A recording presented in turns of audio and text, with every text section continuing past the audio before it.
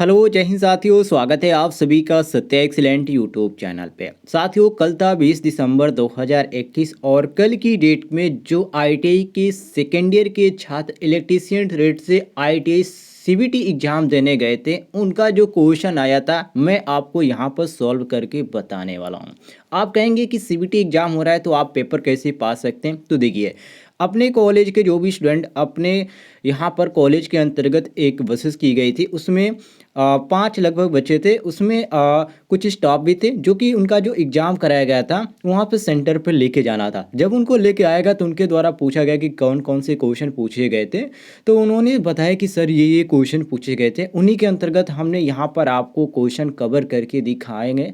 और जितने भी छात्र इस वीडियो को देख रहे हैं, आप इस वीडियो को कंप्लीट देखिएगा कि ये जो क्वेश्चन है इसी तरह के पूछे जा रहे हैं परीक्षाओं में। यदि आप इस क्वेश्चन को देख के जाते हैं तो बिल्कुल आप अच्छे अंक प्राप्त कर पाएंगे। तो चलिए क्वेश्चन नंबर 1 से स्टार्ट करते हैं, जिसमें साथियों पूछा गया था क्वेश्चन नंबर 1 कि सिलिकॉन सामग्री में रोधिका वोल्टेज का कारण क्या है। ए ऑप्शन कम परमाणु संख्या, बी ऑप्शन प्रतिरोध बहुत कम है, सी ऑप्शन डोपिंग प्रतिशत अधिक है, डी ऑप्शन वैलेंस इलेक्ट्रॉन केवल 2 है। तो साथियों यहाँ पर सही हो जाता है ऑप्शन नंबर ए कि कम परमाणु संख्या। ये हमारा क्वेश्चन के अनुसार ऑप्शन नंबर ए बिल्कुल करेक्ट आंसर हो जाता है। सभी लोग मिला लीजिएगा जितने भी छात्र इस वीडियो को देख रहे हैं।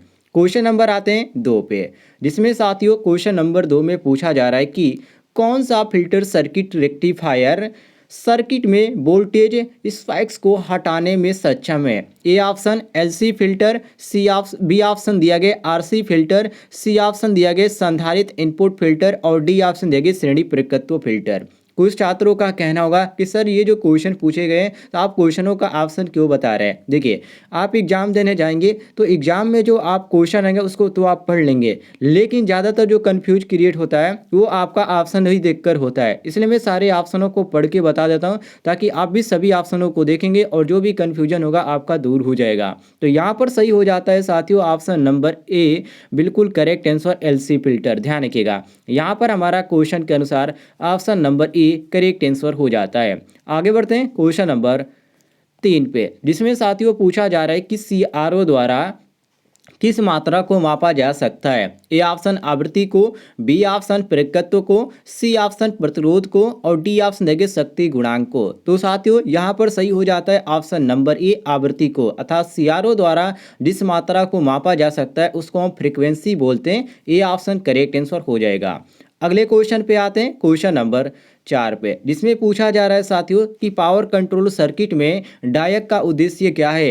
ए ऑप्शन रेक्टिफायर के रूप में, बी ऑप्शन ट्रिगर करने के लिए और सी ऑप्शन दिया गया एक ऑसिलेटर के रूप में, डी ऑप्शन दिया गया प्रवर्धन के लिए। तो साथियों यहाँ पर सही हो जाता है ऑप्शन नंबर बी ट्रिगर करने के लिए। क्वेश्चन के अनुसार हमारा बी ऑप्शन करेक्ट आंसर हो जाता है। सभी लोग मिला लीजिएगा। आगे बढ़ते हैं क्वेश्चन नंबर 5 पे, जिसमें साथियों क्वेश्चन नंबर 5 में पूछा जा रहा है कि कौन सा मल्टी वाइब्रेटर आउटपुट से दोहरावदार पल्स वेव पैदा करता है। जैसे कि ए ऑप्शन दिया गया stable multivibrator, B option दिया गया bistable multivibrator, C option दिया गया वन शॉट मल्टी वाइब्रेटर और डी ऑप्शन दिया गया मोनोस्टेबल मल्टी वाइब्रेटर। तो साथियों यहाँ पर सही हो जाता है option number A astable multi vibrator. Question के अनुसार हमारा ए ऑप्शन करेक्ट आंसर हो जाता है। आगे बढ़ते हैं क्वेश्चन नंबर 6 पे, जिसमें पूछा गया था क्वेश्चन नंबर 6 में कि कौन सा मल्टी वाइब्रेटर आउटपुट से दोहरावदार पल्स वेव पैदा करता है। जैसे कि ए ऑप्शन देंगे astable multivibrator, B option देंगे bistable multivibrator, C option देंगे वन शॉट मल्टी वाइब्रेटर और डी ऑप्शन देंगे मोनोस्टेबल मल्टी वाइब्रेटर। तो साथियों यहाँ पर सही हो जाता है option number A astable multivibrator. ये हमारा क्वेश्चन के अनुसार option number A correct answer हो जाता है। सभी लोग मिला लीजिएगा। आगे बढ़ते हैं हम क्वेश्चन नंबर 7 पे, जिसमें साथियों क्वेश्चन नंबर 7 में पूछा जा रहा है कि किस सर्किट में लिमिट स्विच का उपयोग किया जाता है। मतलब कि वो कौन सी सर्किट है जिसमें लिमिट स्विच का उपयोग किया जाता है। ए ऑप्शन दिए गए लिफ्ट सर्किट में, बी ऑप्शन दिए गए सड़क प्रकाश में, सी ऑप्शन दिए गए मोटर नियंत्रण सर्किट और डी ऑप्शन दिए गए घरेलू बिजली सर्किट। तो साथियों इसमें आपका सही हो जाता है ऑप्शन नंबर ए लिफ्ट सर्किट। जितने भी छात्र इस वीडियो को देख रहे हैं, यदि ये क्वेश्चन पूछा जाता है तो आप option number A correct answer मारेंगे। आगे बढ़ते हैं हम क्वेश्चन नंबर 8 पे, जिसमें साथियों क्वेश्चन नंबर 8 में यहाँ पर पूछा जा रहा है कि किस प्रकार का उपकरण, ध्यान से क्वेश्चन को पढ़िए, किस प्रकार का उपकरण मोटर्स को एक पैनल बोर्ड में हीटिंग और ओवरलोडिंग से बचाता है। जैसे कि ए ऑप्शन दिए गए दृष्टिकारी, बी ऑप्शन दिए गए लिमिट स्विच, सी ऑप्शन दिए गए थर्मल रिले और डी ऑप्शन दिए गए इलेक्ट्रो मैकेनिकल रिले। तो इसमें आपका सही हो जाता है ऑप्शन नंबर सी, जिसको बोला जाता है thermal relay. C option question के अनुसार हमारा करेक्ट आंसर हो जाता है। आगे बढ़ते हैं साथियों क्वेश्चन नंबर 9 पे, जिसमें क्वेश्चन नंबर 9 में पूछा जा रहा है कि कौन सी डिवाइस अनुक्रमिक नियंत्रण प्रणालियों में संचालन को नियंत्रित करती है। जैसे कि ए ऑप्शन देंगे टाइमर, बी ऑप्शन देंगे रिले, सी ऑप्शन देंगे संयोजक और डी ऑप्शन देंगे नियंत्रण ट्रांसफार्मर। तो साथियों यहाँ पर आपका ए ऑप्शन क्वेश्चन के अनुसार बिल्कुल करेक्ट आंसर हो जाता है, जिसको टाइमर के नाम से जाना जाता है। ए ऑप्शन हम करेक्ट आंसर मारेंगे। और यदि आप इसका पीडीएफ डाउनलोड करना चाहते हैं तो लिंक आपको इस वीडियो के डिस्क्रिप्शन में मिल जाएगा, वहां से आप पीडीएफ भी डाउनलोड कर सकते हैं। आगे बढ़ते हैं क्वेश्चन नंबर 10 पे, जिसमें साथियों क्वेश्चन नंबर 10 में पूछा जा रहा है कि डीसी ड्राइव में बीओपी का पूर्ण रूप क्या है। जो बीओपी होता है साथियों, इसका पूरा नाम क्या होता है, इसमें पूछा गया है। तो बीओपी का पूरा नाम होता है बेसिक ऑपरेशनल पैनल, जो कि यहाँ पर आपको देखने को मिल जाता है। ऑप्शन नंबर बी बिल्कुल correct answer, B option question के अनुसार बिल्कुल करेक्ट आंसर मारेंगे। आगे बढ़ते हैं क्वेश्चन नंबर 11 पे, जिसमें साथियों क्वेश्चन नंबर 11 में पूछा जा रहा है, थोड़ा सा ये टफ क्वेश्चन है, जो कि पूछा जा रहा है कि एसी ड्राइव का मुख्य उपयोग क्या है। एसी ड्राइव का नाम आपने सुना होगा, इसका मुख्य उपयोग क्या होता है, ये किस में प्रयोग किया जाता है, तो ये मोटरों में प्रयोग किया जाता है। और ऑप्शन में आपको सी देखने को मिल जाता है motor. C option correct answer हो जाता है क्वेश्चन के अनुसार, मिला लीजिएगा सभी लोग। आगे बढ़ते हैं क्वेश्चन नंबर 12 पे, जिसमें साथियों क्वेश्चन नंबर 12 में पूछा जा रहा है कि एक डिस्चार्ज सेल के आंतरिक प्रतिरोध में क्या प्रभाव होता है। जैसे कि ए ऑप्शन अधिक, बी ऑप्शन कम, सी ऑप्शन शून्य हो जाता है और डी ऑप्शन देखिए समान रहता है। तो साथियों यहाँ पर सही हो जाता है ऑप्शन नंबर ए अधिक। ए ऑप्शन हमारा क्वेश्चन के अनुसार करेक्ट आंसर हो जाता है, सभी लोग मिला लीजिएगा। आगे बढ़ते हैं क्वेश्चन नंबर 13 पे, जिसमें साथियों क्वेश्चन नंबर 13 में यहाँ पर कहा जा रहा है कि गैर पारंपरिक ऊर्जा स्रोत कौन सा है। ए ऑप्शन हवा, बी ऑप्शन पानी, सी ऑप्शन भाप और डी ऑप्शन दिया गया डीजल। इसमें आपका सही हो जाता है ऑप्शन नंबर ए, जिसको हवा के नाम से जाना जाता है। तो हम क्वेश्चन के अनुसार option number A correct answer मारेंगे। ये जो हवा आता है आपका, ये गैर पारंपरिक ऊर्जा स्रोत के अंतर्गत आता है, इसको नोट कर लीजिएगा। अगले क्वेश्चन की ओर आते हैं, क्वेश्चन नंबर 14 को, जिसमें यहाँ पर थोड़ा सा लंबा क्वेश्चन, मैं इसको जूम कर देता हूँ। ये देखिए, इसमें कहा जा रहा है कि फोटोवोल्टिक सेल बनाने के लिए प्रयुक्त सामग्री का क्या नाम है। सिलिकॉन या आर्सेनिक या एंटीमनी या जर्मेनियम। तो फोटोवोल्टिक जो सेल होता है साथियों, उसको बनाने के लिए सिलिकॉन सामग्री का उपयोग किया जाता है। और जो सिलिकॉन सामग्री दिया गया है ऑप्शन में आपको ए देखने को मिल जाता है। तो ए ऑप्शन क्वेश्चन के अनुसार करेक्ट आंसर हो जाता है।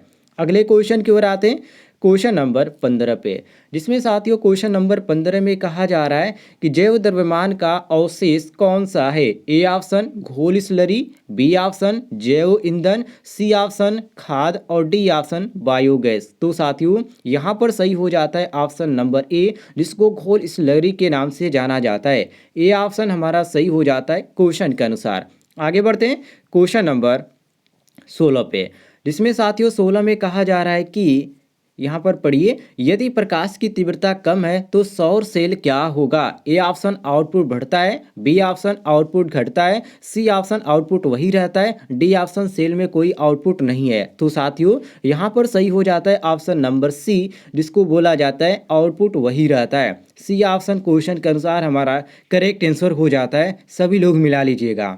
आगे बढ़ते हैं क्वेश्चन नंबर 17 पे, ये भी आपका मोस्ट इंपॉर्टेंट क्वेश्चन है। इसमें कहा जा रहा है साथियों कि किस प्रकार का एसी प्रसारण सार्वभौमिक रूप से अपनाया जाता है। जैसे कि ए ऑप्शन दिया गया 2 फेज 4 तार, बी ऑप्शन दिया गया 2 फेज 3 तार, सी ऑप्शन दिया गया सिंगल फेज 2 तार और डी ऑप्शन दिया गया 3 फेज 3 वायर। तो यहाँ पर आपका सही हो जाता है ऑप्शन नंबर डी, जो कि 3 फेज 3 वायर की इसमें अपनाया जाता है। तो ऑप्शन नंबर डी हमारा क्वेश्चन के अनुसार करेक्ट आंसर हो जाता है। आगे बढ़ते हैं साथियों क्वेश्चन नंबर 18 पे, जिसमें यहाँ पर क्वेश्चन नंबर 18 में पूछा जा रहा है कि एचटी यहाँ पर मैं दिखा देता हूँ आपको। ये देखिए, इसमें कहा जा रहा है कि एचटी ओवरहेड लाइनों के अंतिम सिरों पर किस प्रकार के लाइन इंसुलेटर का उपयोग किया जाता है। जैसे कि A option pin insulator, B option disc insulator, C option strain insulator और डी ऑप्शन देंगे पोस्ट इंसुलेटर। तो साथियों यहाँ पर सही हो जाता है ऑप्शन नंबर बी, जो कि यहाँ पर आपका सही हो जाता है डिस्क इंसुलेटर। बी ऑप्शन हम करेक्ट आंसर मारेंगे क्वेश्चन के अनुसार। आगे बढ़ते हैं क्वेश्चन नंबर 19 पे, जिसमें यहाँ पर कहा जा रहा है कि लीकेज करंट प्रोटेक्शन से बचाव हेतु वायरिंग सर्किट के साथ कौन सा सर्किट ब्रेकर लगाया जाता है। ओ सी बी जिसको आयल सर्किट ब्रेकर के नाम से जाना जाता है, और यहाँ पर दिया गया MCB जिसको मिनिएचर सर्किट ब्रेकर बोला जाता है, और यहाँ पर दिया गया ELCP दिया गया, इसको अर्थ लीकेज सर्किट ब्रेकर बोला जाता है। अब इन्हीं तीनों में से आपका सही होगा। तो इसमें जो होता है लीकेज सर्किट ब्रेकर वो आपका ELCB जो होता है वो किया जाता है। इसमें सी ऑप्शन करेक्ट आंसर हो जाता है क्वेश्चन के अनुसार। आगे बढ़ते हैं क्वेश्चन नंबर 20 पे, जिसमें साथियों क्वेश्चन नंबर 20 में कहा जा रहा है कि AC और DC आपूर्ति दोनों में किस प्रकार के रिले का उपयोग किया जाता है। तो साथियों इसमें रिले का उपयोग किया जाता है जिसको बोला जाता है आवेग रिले। ये आपका सही हो जाता है बी ऑप्शन क्वेश्चन के अनुसार, मिला लीजिएगा। और यदि आपको किसी भी क्वेश्चन में किसी प्रकार का डाउट है तो कमेंट में पूछ लीजिएगा, आपको जानकारी मिल जाएगी।